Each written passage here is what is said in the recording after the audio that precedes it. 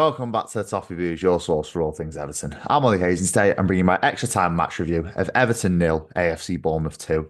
A difficult afternoon, which obviously saw us bow out of the FA Cup at the fourth round stage. I'm just going to get into my thoughts, my extra time review of this one, and obviously, as I said before, quite a difficult day. Obviously, the last ever FA Cup game at Goodison Park, but we'll start with the starting 11 and my thoughts to that one. I think there was no complaints in my opinion. I expected it would be unchanged, and it obviously largely was, but for Vitaly Mikalenko dropping out with a calf problem for Ashley Young.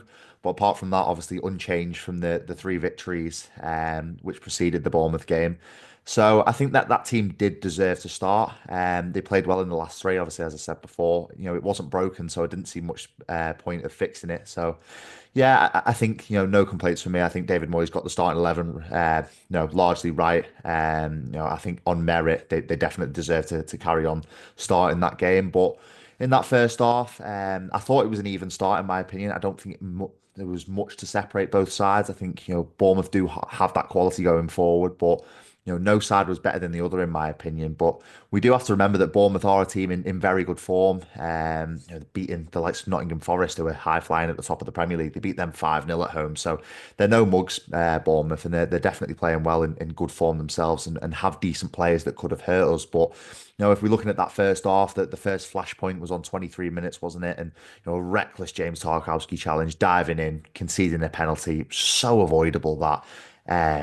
We see it so many times where James Tarkowski does make these challenges and pulls them off really well, and he gets the ball cleanly, but he just completely got that one so wrong. And as I said before, so avoidable to concede a penalty there. And Semenyo finished the penalty well. He catching Jordan Pickford off guard a little bit. That very quick turn run up.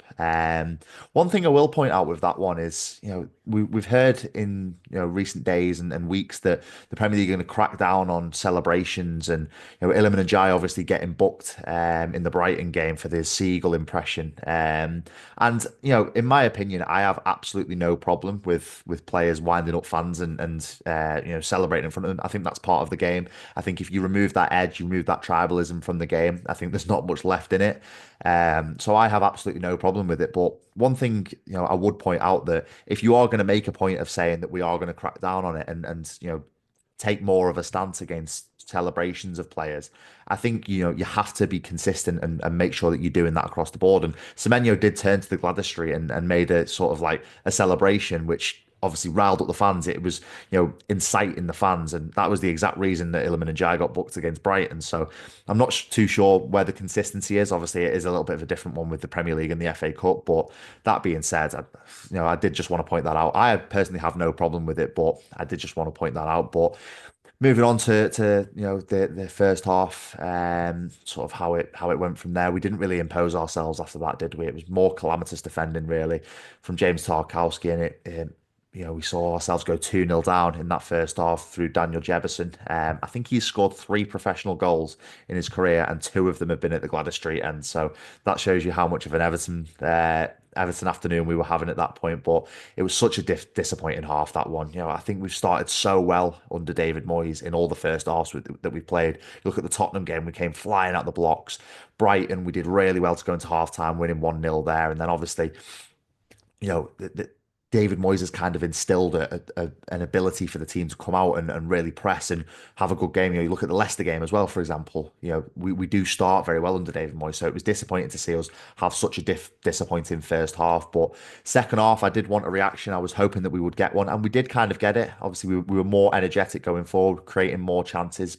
Jack Harrison and Carlos Alcaraz, they came on about 65 minutes, and we did start to create more chances. We got that reaction, and they both came off the bench and did make a difference, in my opinion. Hitting the post three times. Obviously, Alcaraz so unlucky on his debut from the free kick, and then Jared Branthwaite at the back post from a great cross from Jack Harrison. Then Jack Harrison from a cross itself hitting the post, three times hitting the post. So unlucky there. But unfortunately, in my opinion, the damage was already done there. Obviously, Bournemouth going 2-0 up in that first half. We had a mountain to climb in that second half, and it just didn't seem to be our afternoon. And we were so unlucky hitting the post three times. But Bournemouth did have enough to see out the game, and obviously ran out 2-0 winners in the end. And yeah, that was it really. If we're going on to my standout performers, it's difficult really to say who did have a standout performance. I think Harrison looked quite energetic when he came on. I think, Jesper Lindstrom looked a bit leggy. So it was nice to see Jack Harrison get a few minutes, and he did seem to take his opportunity. I think he created more than any player on the pitch for Everton on Saturday afternoon. But Alcaraz as well, Carlos Alcaraz coming off the bench. I think he's going to be a real diamond for us in this last part of the season. I think he's just so progressive. I remember one time he got the ball to his feet, one touch and he was away, and he turned a difficult counter-attack opportunity into an opportunity where he was running at the defenders with the ball. So for me, I think he has to be my standout performer for the afternoon, and I'm excited to see more of Carlos Alcaraz. He's so progressive, as I said. But if we're talking about players who had a difficult afternoon, I think James Tarkowski obviously had a very difficult afternoon, conceding the penalty and more calamitous defending for the second goal. And Beto, unfortunately, I think he had quite a poor game. If you're comparing his performance to the first half against Leicester, for example, you're comparing that to the game against Bournemouth. I think he had a very difficult afternoon. I could single out more players in the team. I don't think many players had a good afternoon. So I think it was just a bad day at the office for all involved. But I'm not going to react I'm not going to overreact too much to this one. I think Bournemouth are a good side.